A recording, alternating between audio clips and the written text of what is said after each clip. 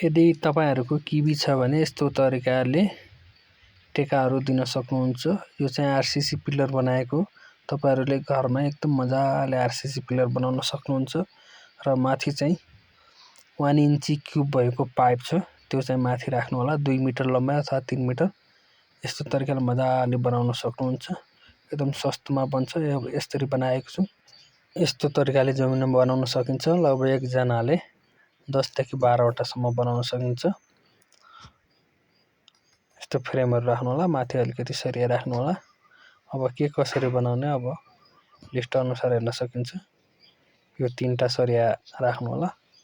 3टा सरिया राख्दा पनि एकदम मजबुत भइहाल्छ। 10 mm को छ भने 2टा राख्दा पनि हुन्छ। यो चाहिँ एउटा 1 इन्ची क्युब भएको एल्युमिनियम हो। अब के कसरी बनाउन सकिन्छ। मोटाइ चाहिँ 3 बाइ 4 इन्ची को बनाउनु होला। हुन चाहिँ 4 इन्ची बाइ 4 इन्ची को बनाउन सकिन्छ तर धेरै गरुङ्गो हुन्छ।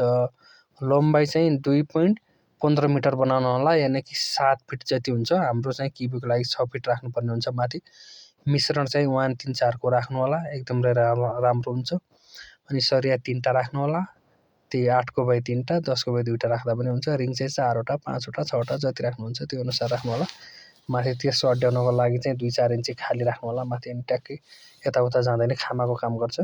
अनि एक पोलको खर्च चाहिँ त्यो सिमेन्ट चाहिँ 4.5 केजी 5 केजी मानु बालुवा 13-14 केजी भयो गिटी 18-20 केजी भइहाल्यो। गिटी चाहिँ 10 mm को राख्नु होला 10 mm भन्दा कम राख्नु होला। अनि सरिया चाहिँ एक पोलको लागि 2.5 केजी अथवा 3 केजी जति लाग्छ।